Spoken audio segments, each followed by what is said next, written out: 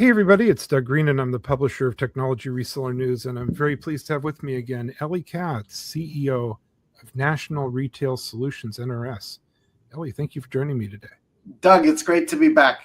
Since I came last time, I decided to clean my whiteboard, right? I have one of these whiteboards where you use erasable pens. Right. It still does not erase. So it all begins with an idea. That's sort of what's that? That's permanent. That's one of those permanent letters put up there. But then the whiteboard is supposed to be something where I could draw my ideas and make notes and then take out the eraser and erase it.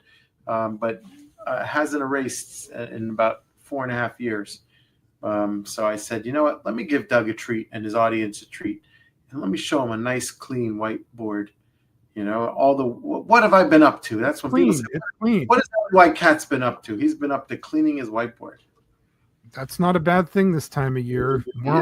Make room for more ideas. So before we begin, you actually represent two different things: NRS, National Retail Solutions, and also IDT. So IDT is the main. Well, IDT was the one who incubated us, right?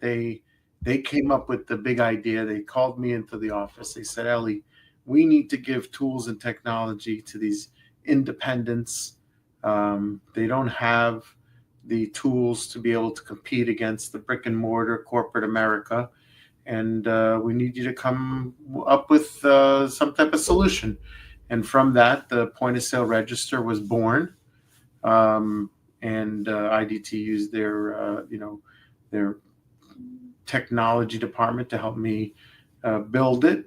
And 38,000 point of sale registers later, what do they say? Yada, yada, yada. We have not only the point of sales and the number one point of sale business for the independent convenience stores in the country. National Retail Solutions also does credit card processing and cash advance and payroll. And we also are able to give tremendous insights to companies to help these small independents be more successful. So, that's sort of our conversation today. There's a nexus that you guys represent that I think was kind of an outlier when you started, but is now kind of more central, which is we had Telecom over here and we had payment services over here. They were really kind of different. They were only kind of connected maybe over the internet or something like that, but they were like in different silos, different universes. You guys actually put them together. That's essentially what happened, right? That's exactly what happened. It happened at the moment when the even littlest companies, little bodegas and so forth, were like migrating from cash to cards. Yeah, actually, we just had our investor day at IDT last week, and we showed from when we started to where we are today as far as the penetration of credit card processing in these independent convenience stores. And it keeps going up and up and up. I think the number is about 41% or somewhere in that neighborhood. So you can imagine where it started. But cards were not so popular because it was hard to get. A lot of people are unbankable. They don't have the ability to get a bank account. So, although debit is very big in these independent convenience stores. But you need, historically, to your point, in the day before yesterday, you needed a bank account to have a debit card. You just didn't get it now. So now I bet everybody. Yeah, now they have prepaid debit cards you can get. Right. So first of all, there's been a revolution in debit cards. There's also been this other revolution that we were just discussing before we started our podcast today, which is we're moving from cash to things like Venmo and Zelle and Pay on your phone. And even if you don't have a bank account, you don't have any credit, you load up your phone at Walmart and so on, you can load your phone up to pay merchants. Exactly. And actually, our point of sale register is connected to the IDT Boss Revolution portal. So merchants that have our point of sale register can actually sell telecom products through the point of sale register. one-click buttons too to make it very seamless and user-friendly. So I'm sure a lot of your listeners who've been selling telecom are familiar with like providing a tablet or providing a laptop or a desktop to these merchants so that they would have to go and to add money to someone's cell phone service or to send money to somewhere else. Now they can do it all through our point of sale system. So we've actually, when you talk about marrying telecom and our point of sale solution, they're very married, happily married. Now, Ellie, I was just discussing with you, I was in Washington, D.C. a couple of weeks ago, and we were in this sort of office building, and upstairs was something everybody's experiences, sort of like a little food court, and there's offices and stuff. But I noticed a huge shift. Almost all the little places in that food court were basically card only. There were one or two places you could do cash. So it's a total flip. Historically, these places are usually run by people that are new to the country, and the type of establishments 10 years ago would have been cash only, no card. Now it's the opposite, card only or phone only. See, I have a couple of restaurants, and I was always of the school of thought. If you could take it, if you could cash it, then it's good here, right? Beautiful, so right.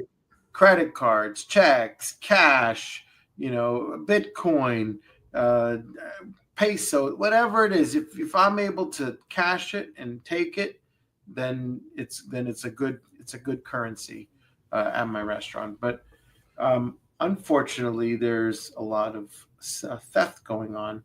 Not just from the customer side of the counter, but also from the merchant side of the counter. So a lot of merchants are moving towards this cashless system. Right. I was at a stadium recently, and they wouldn't even let me pay cash, credit card or debit card only. Right. So, and they do that, I think, because it costs money to process the cash. It costs money to have someone pick that money up and deliver it to the bank. It costs money to count it, and it costs money when you lose it or when somebody takes it. I think this is a huge point. The safety point is huge. A merchant with cash, just a guy making falafels or something in a little stand, he's pretty vulnerable. He's got a few $100s worth of cash. It's an easy mugging target. But if that's all happening on Zelle or something, I don't know how you steal that. No, you're absolutely right. And the younger generation also, forget about credit cards. Everything is done through their phone, Apple Pay, tap and charge. My son, who's 20 years old, he likes this urban clothing. So we recently did a pop-up in Atlanta. It was next to a concert of some famous hip hopper, some musician. So the day of, so we did the pop-up, and the demographics of the people shopping for the clothing were probably 15 to 21, 15 to 20, right, somewhere in that neighborhood. Nobody used cash. Right. Nobody used cash. Everybody used their phone. Right. So because that phone has become their bank, right? They're using a platform such as Venmo. They've got cash there. They're buying stuff. They're getting cash from other people. They're paying and receiving. I mean, that's sort of their little banking system for a lot of people. And I think that's why it's so important, especially for your listeners who are in that telecom world that have needed to pivot, right? Because the ones that didn't pivot are out of business. I remember going to the telecom trade show, and I go every year in August in Vegas, and I saw such a transition of the different types of vendors and resellers and booths there over the years. Because the ones that didn't pivot, the ones that didn't change, are the ones that got left behind or went out of business. And I think that's why I love talking to you, Doug, because we have such a unique product at National Retail Solutions. We have a product that every business needs: credit card processing, right? As we just laid out the foundation for that. And your listeners, or a lot of your listeners from the telecom world, have the relationships with these businesses. And if they could get in touch with NRS by simply going to sellnrs.com, sellnrs.com. But if they can get in touch with NRS and they could say, hey, I would like to offer your product to my customers, they could see an additional stream of income. And it's very important. I think we saw during COVID how important it is to have different cups.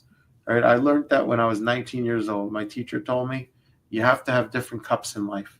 You can't just have one stream of income, and I say that during COVID because I have some real estate and I have some restaurants. And during COVID, the first week, every single tenant said they don't have a job and they're not paying me rent. My heart, what do I do? So, let's talk about this, because I think there's almost a paradox here. We're in the telecom industry. I'm talking now about our channel partner guys, our MSP guys, even our carrier guys, possibly. We're all in the telecoms business, but we have not historically seen point of sale creating a platform for people to do commerce, right? It's not a connected opportunity in most people's heads. So our point of sale is really good for convenience, liquor, tobacco shops, Right. Vape shops, maybe some clothing places, so that's on the point of sale side. But then, so that's limited. And I wouldn't think that a lot of your listeners and a lot of the telecom resellers have relationships with those type of stores. But all the businesses that they sell to, they do have relationships with, and they all need money. They all need cash flow. So start offering them a cash advance from NRS. They all use credit card processing. So say, hey, listen, I've done so well with you. I've given you your phone service. Let me have a crack at your credit card processing. They all have payroll. So say, hey, NRS Purple, let me offer them payroll services. So you're actually saying, hey, you know what? Create an opportunity for yourself. In other words, this may not just come to you. Folks that need these services consists of the people you probably have already sold other services to, but they don't think of you. It goes the other way, right? They're not thinking of you as a place to go get POS. Right. Or credit card processing, or cash advance, or payroll. Right. Now, let me also get out there the other news that you guys have, because it shows, I think, that you guys really do understand this industry. You had some announcements in recent weeks about Grubhub and so on. Yes. So what we have done for the reason that we are the number one point of sale register for the independent convenience store is because we recognize and understand the challenges and the pain points of these independent merchants, right? So for the listeners and the viewers, let's break down what an independent convenience store is. When you think of a 7-Eleven, that's a convenience store, but that's not independent, right? That's obviously they're a chain, right? Several thousand of those. But when you think about your corner convenience stores, right? The no names that's owned and operated by the same person you've seen every morning when you go get your coffee. I want to say when you go get your coffee, a newspaper, but I don't know. A lot of them are probably not selling newspapers anymore. Maybe they are. That's your independent convenience store. And the person behind the counter has limited resources and limited time in the day, and has to really deal with the customers that are coming in. And that's really their job, I guess, for that day. They don't have time to go look for best in class products to help them run their business. Right. So, so the people that walk in and try to sell credit card processing, honestly, most of those people, they don't care about the merchant. They care about their own pocket. right? So they're selling credit card processing that's got high cancellation fees, that's got expensive equipment fees, that's got long-term contracts.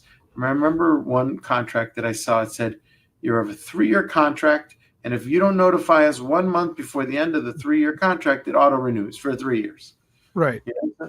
Okay, so what I do? I mean, I'm not even sure if Siri lets me set my reminder for 3 years from now. But okay. So these merchants need help, and we understand that.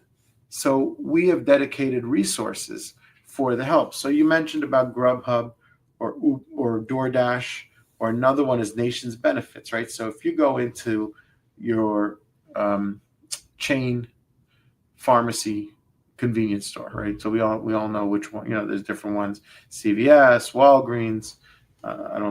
So if you go into there, then there's something called over the counter, right? OTC, which is that you can buy certain medications or buy certain items from over the counter, and your insurance will pay for it. Mm-hmm. Nations Benefits will pay for it.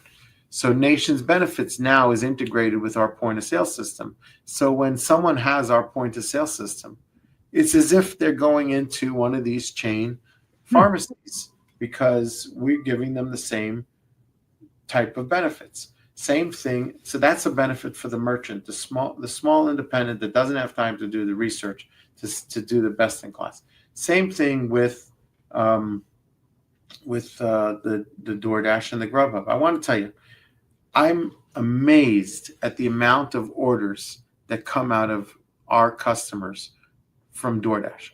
It's off the charts, and we're still in the scaling up mode, right? We haven't even hit all 38,000 units. We're still scaling up. When someone thinks about Grubhub and DoorDash, they usually think about restaurants. They don't think about convenience stores. At least I don't. So we are now integrated, and I want to tell you that DoorDash is an unbelievable partner. Grubhub is also doing great with us, but DoorDash really wants to see these independents do well. Well, Ellie, this is always eye-opening, and I think this is a huge thing. I think people really need to learn more about this opportunity, put their minds on it.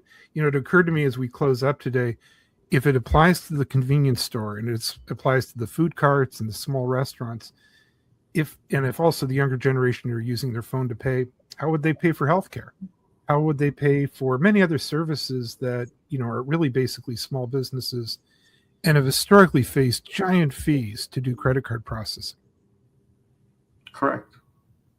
So you guys have a way forward for that. We have nrspay.com. nrspay.com is a credit card processing service that we do that has, by the way, no long-term contract. It has a paper you have to sign. Right. That's it. Doug signs for NRS Pay today. Doug can cancel tomorrow. And you know what your cancellation fee would be, Doug? Right. 0. No cancellation fee. You're not playing all the reindeer games that we've seen over the years with the long-term game, and then you got to pay fees even if you're not processing, and then then those complex fee statements. Yes. If you've ever owned a business, it's like, what's all this? 2 options: clean rate, which is you get a piece of paper, 2.49, 10 cents, $10 a month. That's it. No other surprises. No, statement fees, paper fees, all the other PCI fees, all these other surprises. They always have these surprises. Right.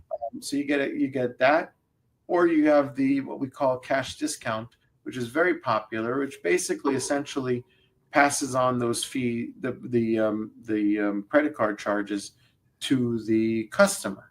And I think that's becoming a lot more popular. You mentioned that you went to a place where everyone had credit card processing and you couldn't do cash. And I would think that a lot of those did what's called cash discount, right? Which the basic concept is Doug is getting the mileage, Doug is getting the cash back, Doug is getting the reward points. Why am I as a merchant paying for that, right? And by the way, for a lot of these businesses, after employee costs and cost of goods, it's up there in the top 3 or 4 most, part of my, things that cost my business a lot of money. So if I do a cash discount program, and the cash discount program, you give plumbers, you have electricians, you have people that are in a car, you have people that are online. You can do everything. All of that could be done with nrspay.com. So sellnrs.com and paynrs.com, are those the 2 places I need to go? No, sellnrs.com is just for anyone who wants to try to sell one of our products, and we'll train. We have websites that can give tutorials. We hook you up with a channel manager that will hold your hand and show you how to enter the application. And then you also have just nrspay.com, which is the website if one just wants to get credit card processing. I tell everyone to go to nrspay.com is the best to go to. So NRS Pay, let me just put that in here for everybody. I have above your head where to go to if you're a partner. That. You're getting all fancy with the QR codes. Ellie, always a pleasure. I want to thank you. We're gonna resume this conversation right after the new year.